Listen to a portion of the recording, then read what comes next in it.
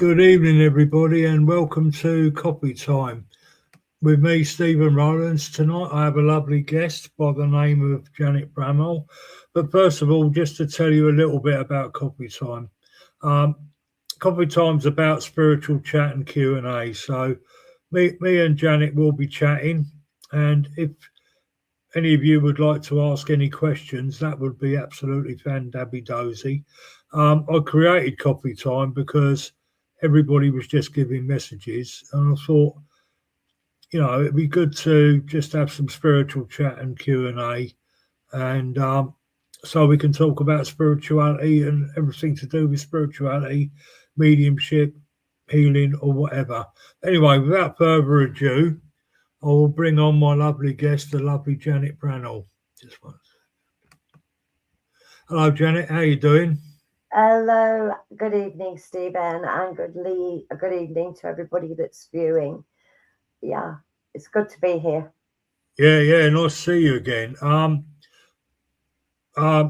Janet is a veteran of Coffee Time, I hasten to add. But anyway, Janet, for those who don't know you, please tell us a little bit about your spiritual journey, please. It's a long one, but I'll try and make it as brief as I can. Been working professionally now again for the past 15 years. My first demonstration was done over 50 years ago now, when I was just a tender age of 19.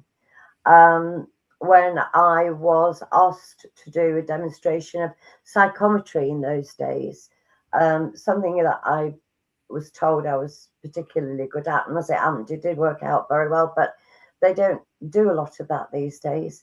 Anyway, I've known of spirit since I was 10 and a half approximately. I perceived my life guide, Chan, all of my life, and he has been steadfast. I see him clairvoyantly, and I also see him outside of myself, almost physically at times. My spiritual journey, mainly, to be honest, I believe it came from life experiences that I sought help. I was very emotionally upset at times, and I was born with a belief. I really was born with a belief in Jesus, and I set about trying to find Jesus when I was about 5, literally, because I believed in my little mind that Jesus, I could go talk to him, listening about stories about him. Anyway, I've always had a love. I was taught that there was a love greater than this earthly love when I had a visitation of an angelic energy when I was 10 and a half. And I didn't know then why I'd had this visitation, but that came clear to me many years later. I began some 15 years ago professionally after the passing of my partner. And I I knew I needed healing, so I went to my local church where I would go twice a week, and I would be by myself except with the healer.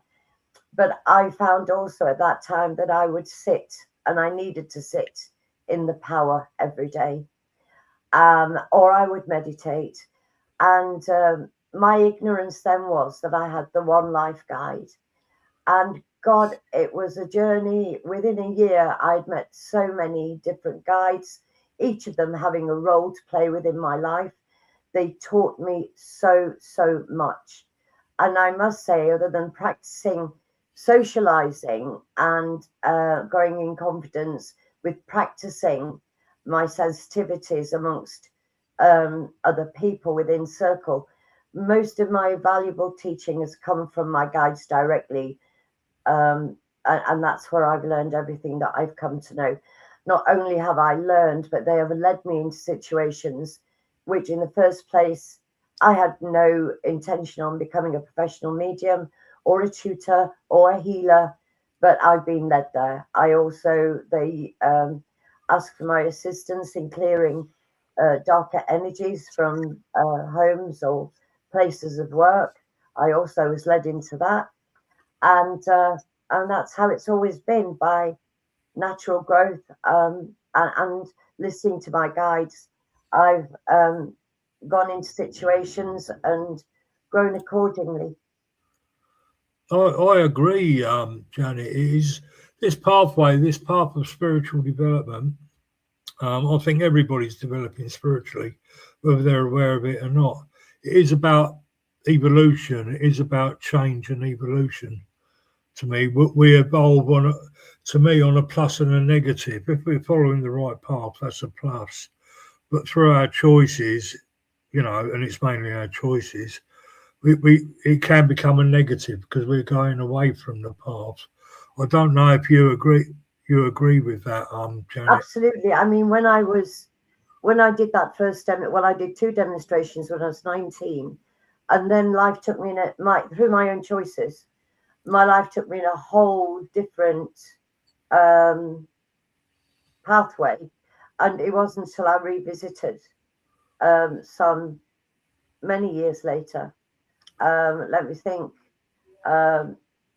15 years ago, 40 years later, that I returned to. I mean, I perceived Chan, of course I had, and I'd had my ongoing conversations with spirit and prayers, but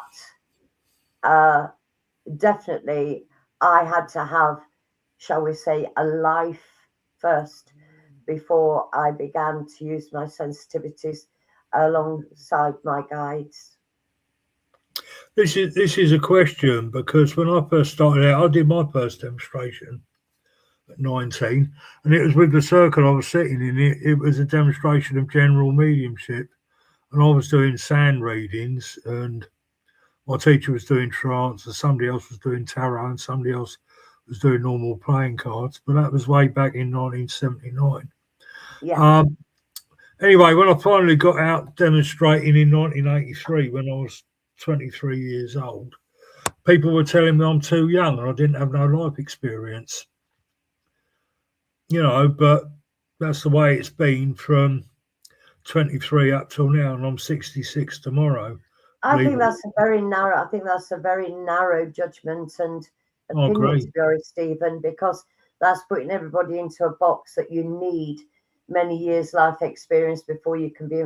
Yes, you have to realize sometimes pain to become an empath, and everything else that life throws at us. But to say that you were too young at 23, I totally disagree with that. I mean, look how many gifted young people are born because they are closer to home, and they are all, they come along and they are what you call naturally gifted. They are connected without having any life experience per se at all, a lot younger than 23. And some of them have such words of wisdom. They are absolutely mind-blowing. I agree. I'm just going to show this comment. When you think about it, I mean, I had all my life experience from the age of 23. I've been married twice, and various girlfriends, and loads of different jobs, and the highs and lows of life. I've had my highs and lows in life. When you think about it, Jan, we come from spirit. We are spirit. We are spirit. So we've been alive. I believe we've been alive for, this is my belief, for eons of time. It's just we are here at this particular moment because we need to be. And first and foremost, the only difference I feel that we have, other than personalities and characteristics, of course, first and foremost, we're spirit. We just happen to have a physical body. That's the only difference. That's and we're numbered with being here on the earth plane. But we need to be, because we chose to be. I remember old Tony Townley years ago, and this is when I was sort of 23 years old, doing a psychic supper, believe it or not, in Hayes. And this woman was saying that he's too young to supervise us because he's only sort of like 23 years old. Tony Townley, the church president, said to her, right, he may be 23 years old in this body, but how old is the age and the wisdom of his spirit? Exactly. That's where the truth of us lies, Stephen. And I think we've all got to realise is that we are powerful beings because we are eternal spirit. Would you agree with that? Yeah. I know But I that's a think, massive to be honest, I subject. think we only become powerful by recognizing why we come to know that we are, and how to use that knowledge for the benefit of others. Because I believe it's, yes, part of it is for ourselves, of course it is, but the majority of the reason why we learn anything is to assist other people. I think that's the main drive of it. I want to go on to that in a bit, but I'm hoping I'm pronouncing her name properly. Regina Chard. What Regina's saying is, I may ask, how do we live with the loneliness of being spiritually awake? Can bring from a society that can be vastly asleep. Asking for my son, who's in his mid-20s. The way I would answer that is from my own experience. I've felt alone all my life, with being what I am and all the rest of it. And I tried to change that. Like I said, I've been married twice. I've got a lovely girlfriend now. I spent years trying to not be alone. But I think in the end that we have to accept who we are. Okay. And yeah, the world can be a horrifying place. It's a very nasty place. And there's plenty of people that want to sort of like shoot us down. And as you say, Regina is vastly asleep. But this is when we can turn it around, because we are eternal spirit and we come to this life with eternal knowledge. And that eternal knowledge is of love, of compassion, of kindness.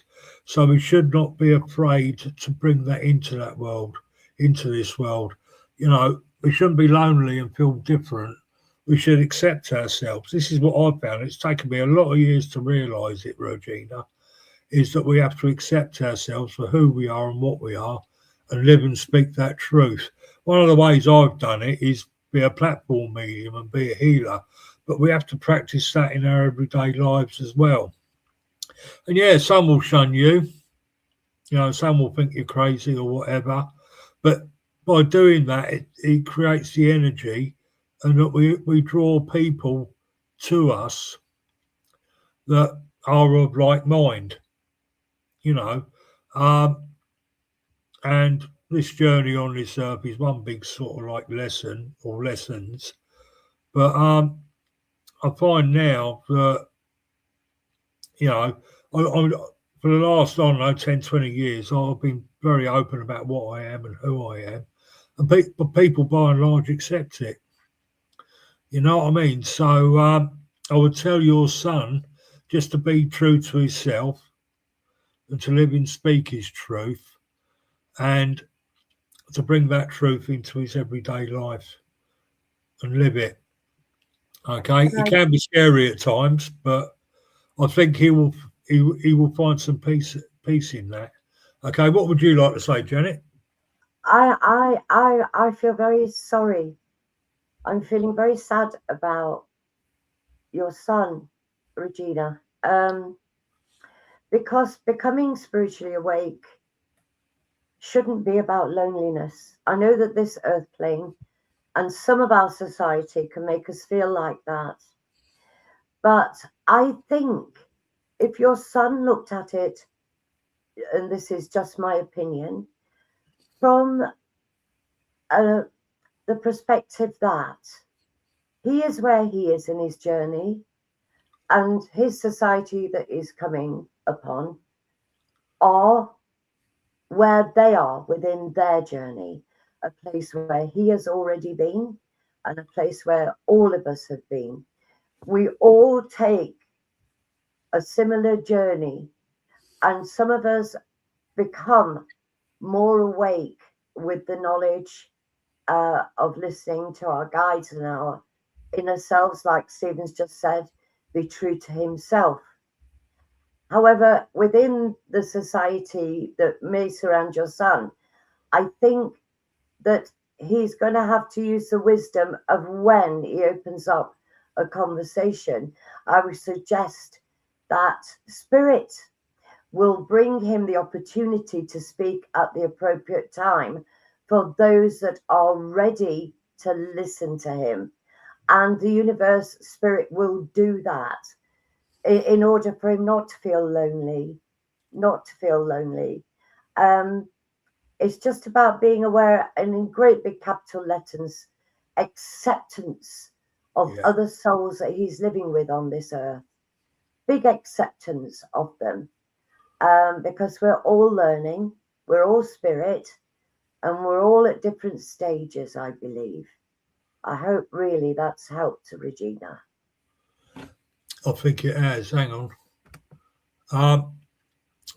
Yeah, what I want to say is sort of like the last thing that Janet was saying is that we have to accept that there are those that who we may consider lived on a lower level or a different way of thinking to us. Spirit teaches to have compassion for them and acceptance for them. We shouldn't shun them or anything like that. We can still be loving and kind and compassionate towards them. Even more so. That's what Spirit teaches, because that kindness and that compassion and that empathy will sow the seeds within them. We may not see it happen there and then, but maybe in 20 years' time, you'll see them again and they're a totally different person.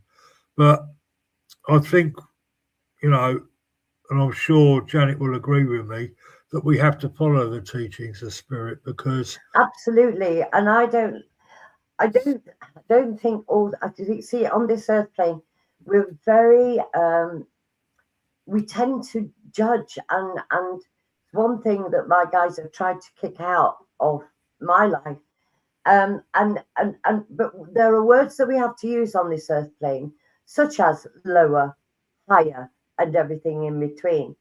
I think if we can discount these pigeon boxers words and just see that we're all spirit at different areas within our spiritual growth, so that we can knock out those words and we don't have to speak them. Yeah, different stages of evolution, vibration. Yeah, I think that's a great way of looking at it, because I've met lots of people that tell me they're higher than me and they're more powerful than me and I'm lower and all the rest of it. And if you get into that argument, it's just an absolute waste of energy, isn't it? Well, it's your I've just sort of stepped away and say, well, if that's what you think, that's what you think. You know what I mean? And let them get on with it. I think there's a little bit of ego. This is where judgment gets you. It gets you into all sorts of problems. That's right. Why have we got to be higher and more powerful than anybody else? It's daft. We don't, and well, higher realms, divine spirit teaches us we are all the same. You look into another person's eyes, you connect with another person. They're your sisters, they're your brothers, they are soul. Most of who we meet are of our soul family, if we know the bigger picture. So we should be glad to be meeting anybody, no matter what trials and tribulations or joys and glee they bring to us, because they are all part of our soul group and we're all assisting each other to get where we need to be. And thank you to everybody that's just joining us, and welcome. Yeah, soul groups, that's a very interesting subject, Jan. Well, it helped me a lot, Stephen, to realise that this is but temporary, this life, and our life continuous, which is the spirit of us, is part of a soul group, and everybody that we meet or encounter, they're all teachings and learnings, and all for our benefit, all for the, it equals, an aid to growth, spiritual growth, relieving ourselves of karma, and assisting wherever we can. Just realizing that when we look at strangers, they're part of our soul group. Should they smile at us, or we smile at them, or we just happen to meet them in a church or a hall, or we meet them socially, we're meant to meet them. And whether Oh, we choose to keep on with that relationship is entirely up to us, our choice, which inevitably teaches us that we've made the right choices or the wrong ones, depending on our physicality. But when it comes to the spiritual, was it right or wrong? Of course it was right. It was right whilst it was meant to be right, because we were meant to have that encounter. I agree, Jan. It just reminds me, soul groups are beautiful, but when we come to this earth in the physical, there will be those that will love us, but there are those there that are to test us, and they may not like us, or they give us a hard time, or whatever the situation is. And it just reminded me back years ago when I was sitting for development. Is sort of like there was those that were turning around, you're too young to be a medium. You'll never be a medium. You're too young and stupid, right? Which only spurred me on more. To be honest with you, I thought, right, I know there's a purpose behind this. I know there's a purpose behind this, and I know Spirit want me to do this. So I'm going to keep on regardless, no matter what people say. And it worked out all right. You know what I mean? And there's another question coming. I'll just put it up on the screen, Jan. Right. I'm just reading the question.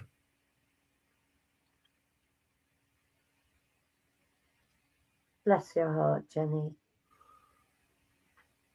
I think the driving force, Jenny, is wherever your awareness, gifts, or whatever you'd like to call it, it's got to be done for the greater good. It's got to be done out of love, because that is the driving force.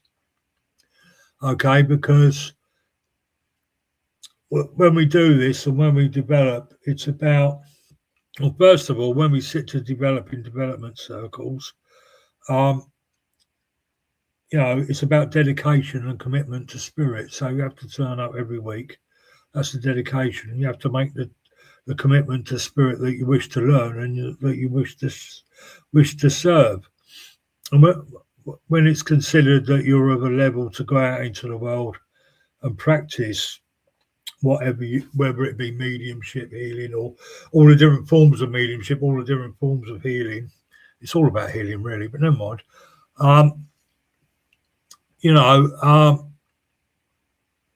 It's all about love. It's all about service. It's all about working towards the greater good. But with caring more, if you don't mind me saying, caring more about the recipient than it is whether your clairvoyance is right or not, and being within a circle, as you say, Stephen, or reading good ethical books, learning about the ethics of why you're working and the good that you are trying to achieve for others is, I think, a basic grounding. You have to learn to be tactful. It depends on your clairvoyance, of course. It depends on your psychic ability. But the more you grow spiritually, by its very fabric and by its very nature, negativity never comes through a good medium. Never, ever. Negativity does not come through a good medium. And to gain that, I believe it's having that closeness of the love that Stephen's talking about, because love will guide you from your guides, your guardian angels, from your inner self, your higher self, which knows everything already, but you've just forgotten it because you're here on the earth plane to learn other stuff. But yes, everything through love, and you can't go wrong. Jenny goes on to ask, is there anything I can do to help develop it stronger? I used to be scared of it, but I am not anymore. I want to help others. What I would say is get a close relationship with your guides, because as you're learning to communicate with your spirit guides, you're learning how to communicate with spirit in general. Because your spirit guides will communicate with you in different ways to heighten and strengthen your awareness, to heighten your sensitivity, to heighten your attunement. Okay, so what I would suggest to you, Jenny, is to get a good relationship with your spirit guides. Can I ask you, Jenny, are you sitting in a spiritual development circle, and 2, what part of the world are you in? Anyway, let's get this other one up because I want And to. the other thing also, Stephen, occurred to me that I can feel the next question: how do I get a better connection with my guides? Well, Jenny, you have to sit what I call it within the power, and that means just dedicate however long per day, and I mean per day. I mean, not everybody. I mean, you can do it twice a week if you like, whatever fits into your schedule. Sitting in the power means just sitting in silence, opening your heart to the greatest love that you can feel.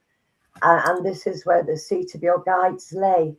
And the more you sit in silence, not with music or guided meditations, you can do that separately, but to sit in total silence. Don't expect anything, don't reach anything. Help them to create their existence to you on the flows of the spiritual energy that you are and they are, and they will give you either by knowing, by feeling, or by clairaudience or clairvoyance, the connection that they're trying to answer your call with, which is to get to know them better. But I feel the best way to do that is in total silence, but opening with love. I don't know if you pray. If you don't, then just create the biggest love that you've ever felt in your heart. Open it, because the energies know, spirit know your intent. And if you're sitting for growth, spiritual awareness, guidance, they're going to answer that call. You're like a little ripple on the wavelengths. They know everything about you. Nothing is hidden. Nothing. And they'll answer that call, Jenny. Thank you, Janet. Jenny goes on to say, the only thing that bothers me is I can feel other spirits, but I haven't felt my mother who passed 4 years ago. Is this normal? Yes, it's very normal. Yeah. Your mother's on her eternal journey. But as I've said so many times in these coffee times, we're all connected by the golden cord. So you can send your love to your mother. You can send your thoughts out to your mother, or through prayer. Prayer is thought, prayer is emotion. And that love and then thoughts will reach your mother. But your mother is on her eternal journey. And I know that she will be receiving any messages from you. And I know that she will find her own way of communicating back to you. But when our loved ones communicate, it's like saying, how long is a piece of string? You know, it can be any time. You know, it's also different, Stephen, isn't it? Pardon, sorry? Each one is so different. I agree. Depends on the condition, you know, of the passing, how they're adapting to life in spirit. There's many different reasons. Emotions. Okay. I would like to say to ATNOR F137, we're not here to give psychic messages or any reason in the future. You know, to give readings. We're here to chat and to answer questions. Okay, there's another one that I wanted to put up as well. Right, new comments. There's another Jenny, you're such a sweetheart. She says, thank you for that. I hope I didn't take too much of your time. No, that's what we're here for. Right, how do we find out who our spirit guide is? All right, it's always my question. I mean, for me, years ago, it's when I was sitting in church as a sort of 17, 18-year-old boy. The mediums were telling me who my guides were. And then 3 months later, when I went into Circle, I started finding out who my guides were and started interacting with them. I will always say that Spiritual Development Circle is always the best. But as Jan so rightly says, sit in the silence, become as quiet as you can within mind and in spirit, quieten yourself as much as you can. I would say ask for protection and just send out that thought, can my spirit guide present themselves to me, or whichever way you want to put it.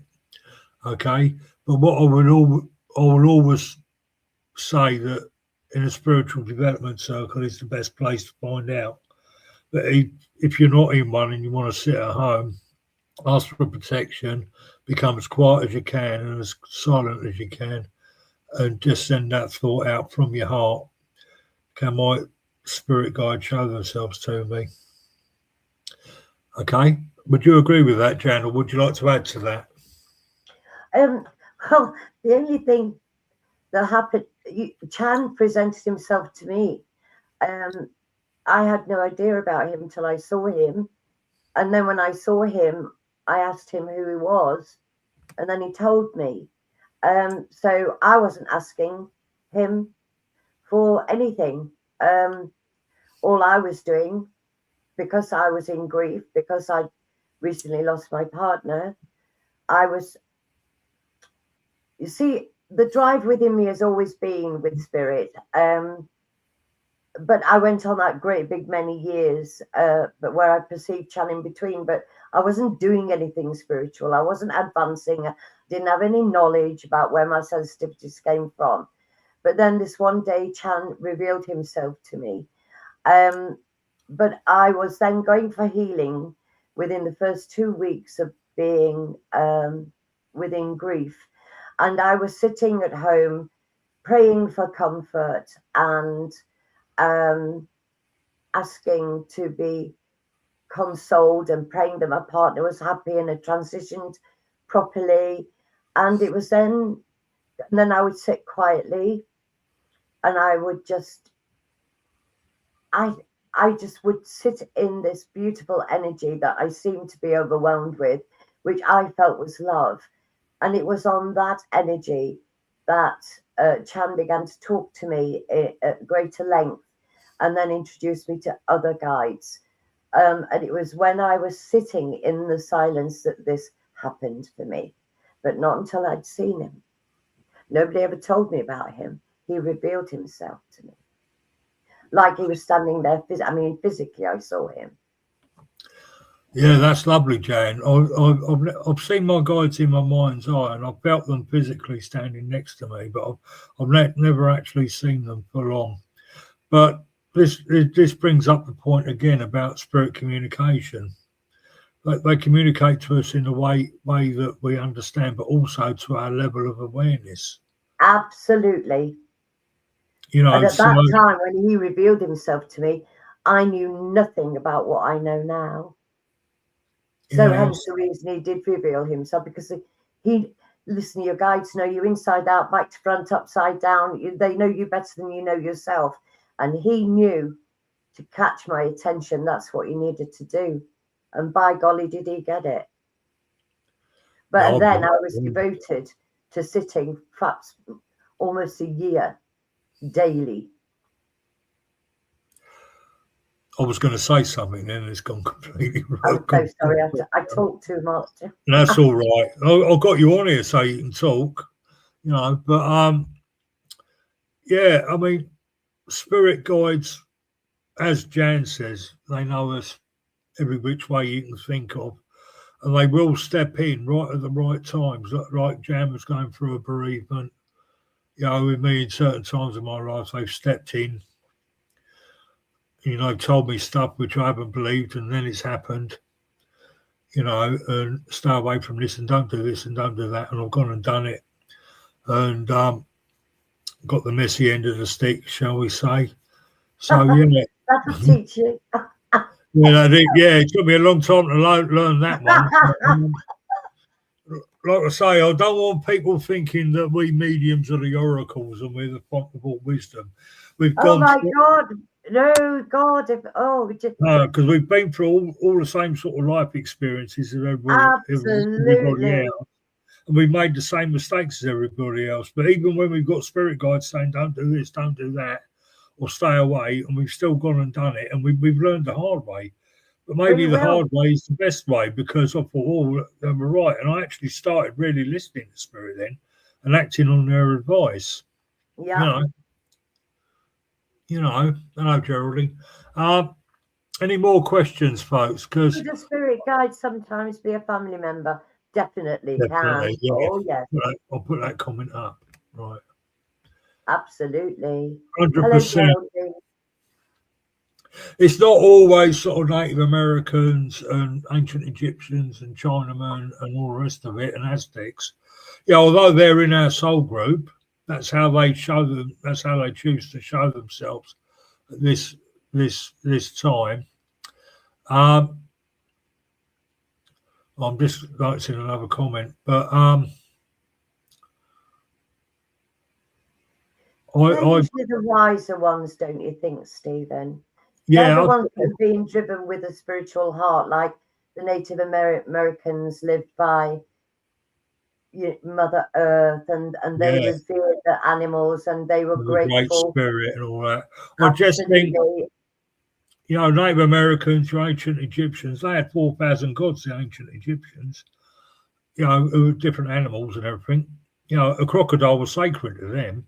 Absolutely. But what I want to say, it was a fertility symbol. But what I want to say is the ancient Egyptians, ancient Chinese, Japanese, Native Americans, Aboriginal, deeply spiritual people.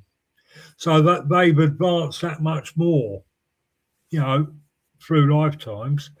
I've met several people that, say my granddad's my guide, or my mum's my guide, or my uncle's my guide, or whatever the relationship was. And I can now honestly say I think my dad's the guide. Yeah, mine is Stephen. Because he's got his my dad's got his favourite hymn, How Great Thou Art.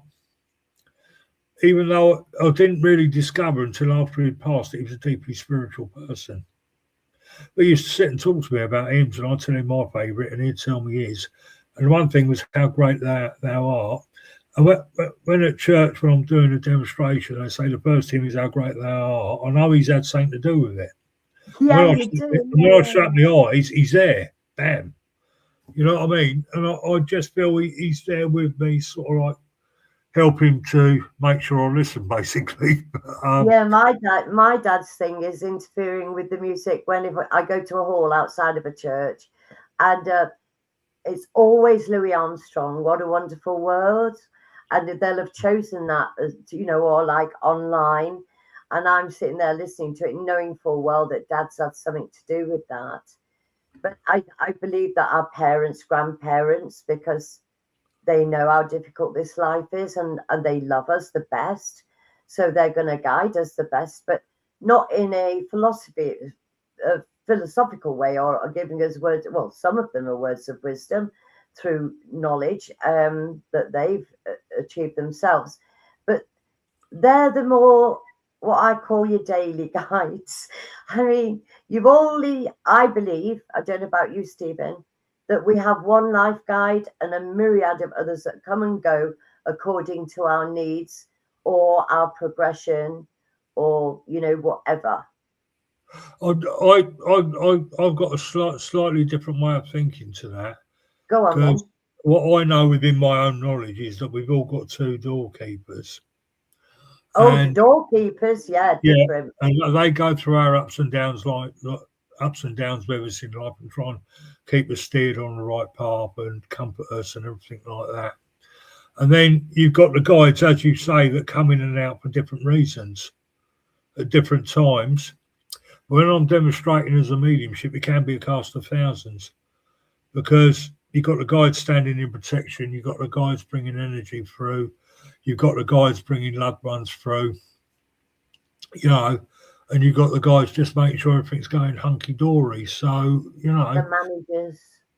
But definitely we got, well, to me, two guides that help us through our ups and downs, and the rest on a day-to-day basis just come and go in different phases of our lives or different situations in our lives. That's lovely. Geraldine's saying, is it my mum that keeps coming to me in my dreams? Feel like she's trying to tell me something. Thank you. What I would like to say is spirit communicating dreams, because I believe that there's two types of dreams. There's brain dreams. That's just, they're the weird and wonderful ones, that you can't make out. But just sorting out our everyday lives or what's going on with us, what's making us happy, what's stressing us out, and all the rest of it. But spirit dreams where a loved one will come and communicate directly with us in a dream. And yeah, she is probably trying to tell you something. It may well be just, I love you, I'm here, I'm alive in spirit. But, you know, when you see her in your dreams, take that time to spend with her. And the reason that she's coming through will become apparent, because spirit have to create the energy to communicate with us. So they're creating energy for your mum to come to you in your dreams, just to help you. I've just got a feeling she's coming to give you comfort. Okay. Yeah. What do you think, Jan? Well, I was just thinking, I think it might be, now Geraldine's aware that it is possible that she's meeting her gran and she feels that her gran has something to say to her. I would say the next time that you're in this, I mean, personally, I don't believe in dreams. I believe in the subconscious stuff that we have to get rid of from our physical life here. But I believe that when we meet loved ones, or a particular sort of dream is a meeting of souls. It is a meeting of spirit with spirit, because as your physical body is resting, your spirit is very much wide awake and going about its business. And if your grandmother and yourself are meeting, obviously there's a great big gap there of love between you. You're missing her terribly. I would say to you, the next time you're in this dream, that you consciously try to feel what that something is that she's trying to tell you. Make an intent before you go to sleep that should you meet your grandmother, you know, you'd like to know what it is that she has to say to you, and that you're open to feeling what that might be, or listening to what that might be. See where that takes you, Geraldine. Okay, that's a great way of explaining it. Yeah, because that's very true. Our body's resting, but our spirit's alive and well and going through. And the subconscious does play its part in what we call dreams, as far as brain dreams does. But it allows the communication to take place between us and our loved ones. Okay, but we should not separate ourselves from the spirit realms, because the spirit realms are all around us. We can't. We can't. It's impossible. We shouldn't think our loved ones are a zillion miles away. You know. Kay Wesley Jones. It's my birthday tomorrow too, but we're not giving readings. This is a chat show. Oh, sorry, Kay Wesley. We're not giving readings tonight. We're talking about the Whys and Wherefores puppet. Is it your birthday tomorrow, Stephen? Yeah, it's my birthday. I'm 66 tomorrow. Oh, happy birthday! Thank you. But and you're asking for this is another thing. People ask to communicate with somebody in particular. That can take some doing at times. We can't bring them through to order. You know, we just have to work with who comes along at the time. You know. That's the disappointment when people come to you for readings, isn't it, Stephen? And they so want a particular family member to be there. You know, and if we ask, we can't ask. They will turn up or not, won't they? Yeah, but you're a medium, you should know. You what, darling? That's my little medium joke. You're a medium, you should know. That's a joke. You know what I mean? But yeah. Thank you all those that wishing me a happy birthday. But yeah, I've had a couple of experiences, 2 or 3 experiences where somebody's sort of said, I really wanted to hear from so-and-so. And I'll be saying, well, I can't do it. To get somebody particular, it takes a bit of work and all the rest of it. And all of a sudden that person's turned up. Oh, yeah. So I've had that too. Yeah. Yeah, while you're telling them, it takes a bit of doing and all the rest of it. You know, and in kapow, they're there. You know. Yeah. But I love the way spirit worked that way. You sort of like land up feeling a bit daft, but well, they've got to make us smile, haven't they, darling? I don't know about you, but I've had so much egg on my face over the years. Oh, same here. you know. There's an But old now saying, I'm getting you used got to it them now. I'm when you getting get to realise when they're taking the Michael out of me, you know. But yeah. But spirit communication is a wonderful thing. But there's a whole, shall we say, universal mechanism behind it all. There's a purpose for it all. You know, and talking about spirit guides again, what my spirit guides taught me years ago was that their role is not only to help us and, you know, to bring through wonderful messages and everything like that, was to raise the consciousness of the human race. Absolutely, Stephen. You know, so those of us who have that realization or are developing or are serving in whichever way they do, you know, we're here to work for the greater good, but the greatest possible higher good is raising the doobly firkin, I've forgotten the word, raising the consciousness of the human race. So please do not think of us mediums as a sideshow act. You know, you can just come on and say, I want a message from my grandma now, you know, and all the rest of it. You know, there is a great purpose, and genuine mediums are plugged into that. Wouldn't you agree, Jan? Oh, well, I would use, for me, devotion. I believe if you're devoted and you do, well, I have become devoted. And obviously the inspirers, all spirit that I have had any influence from, it's all about loving individuals upon the earth plane, even though they're not individuals, but also the whole of the earth plane in its entirety. Absolutely.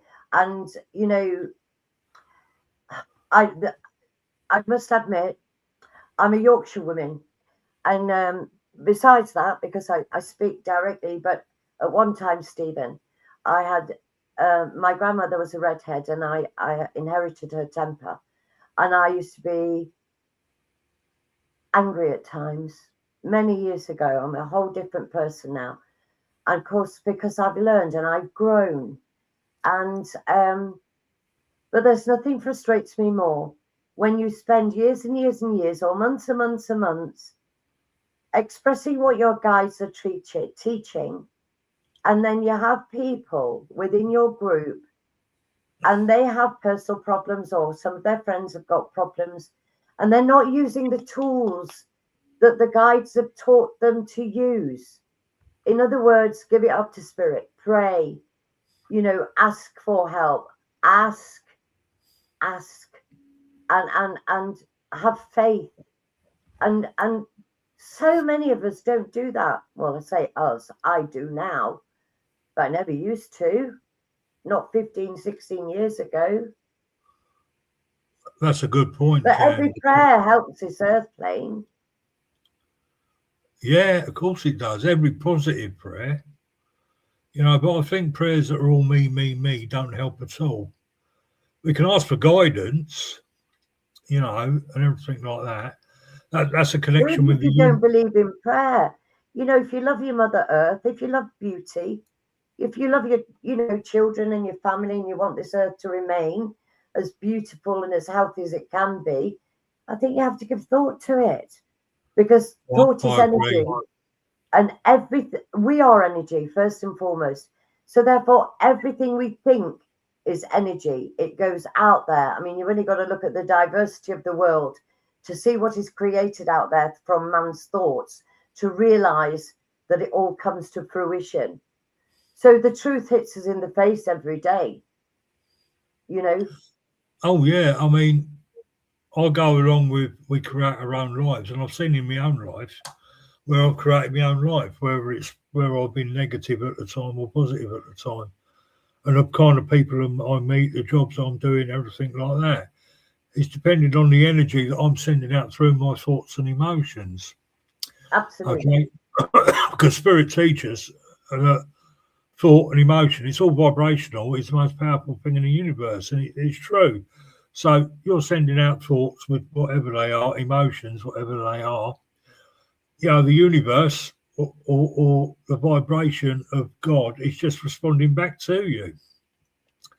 So if you think your life's particularly rubbish at this time, think about how the way you could change your thinking and your feeling, and then work out from your changes of thought and emotion, then you can change your ways of doing things, and you will find life changes for you. And I've experienced this in my own life.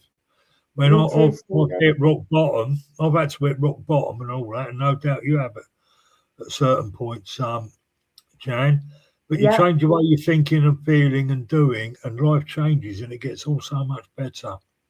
And this All is right. what people perceive as, a miracle must have happened. Well, miracles can and do happen. Oh, they do. But we're that powerful because we have that power.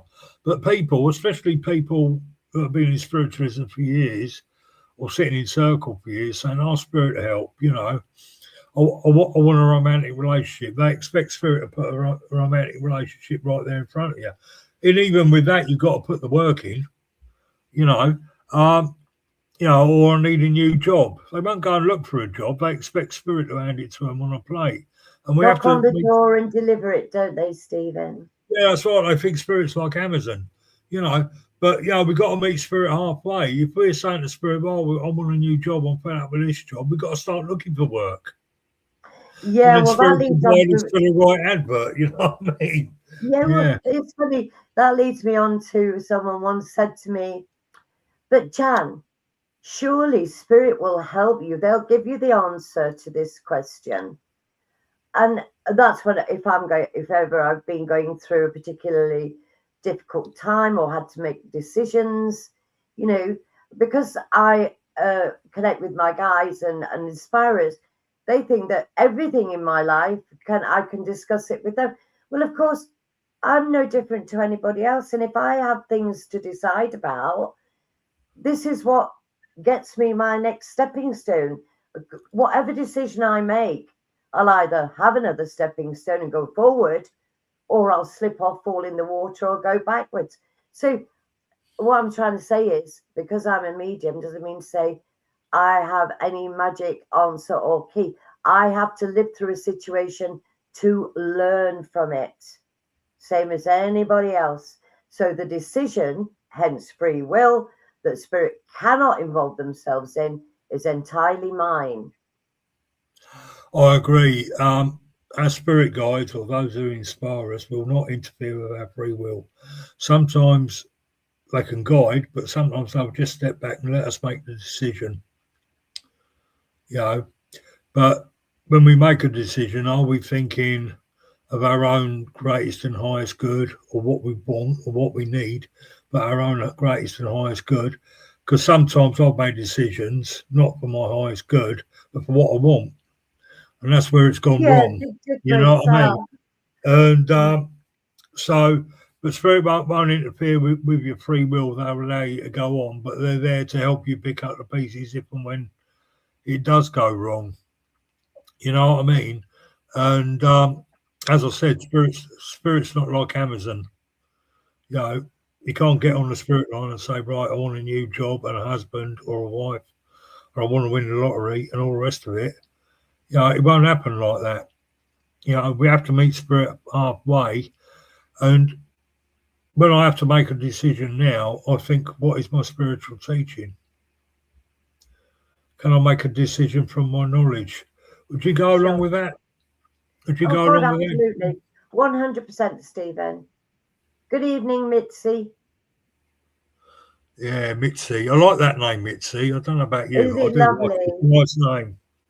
Yeah, thank you for joining us, Mitzi. But yeah, I mean, this is a medium. A lot of people come along and say, "When am I going to be happy?" Well, be happy. Oh, I know. It's Think, sad, isn't it? think of the blessing of life. The magic of life. Yeah. It's like, Gratitude. It's a big thing. it's like, Gratitude. yeah. Sorry, Jan. Go on. I was just going to say, just gratitude. Having gratitude in your heart that maybe you've got two legs, you can get up in the morning, you can open your curtains. Even no matter what the day is, you're taking breath and you're alive. And because you are, every breath brings the next opportunity. You just have to see it or try to find it or ask for it, you know, for your eyes to be open to reveal that to you. Because some people in really dark places, aren't they, Stephen? They are, yeah.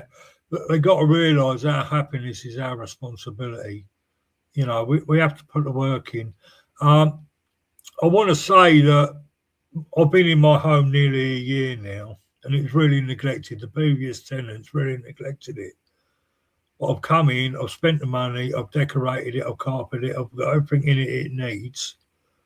You know what I mean? I'm down a little country lane, you know, and it's like this morning I woke up and I just thought, wow, how blessed am I to be living here. Not only have I done the place up, but I love my home. I pour love into it. You found your little bit of heaven, Stephen. Yeah, and that vibration comes back at me. You know what I mean? Yeah. And it's like you know, me.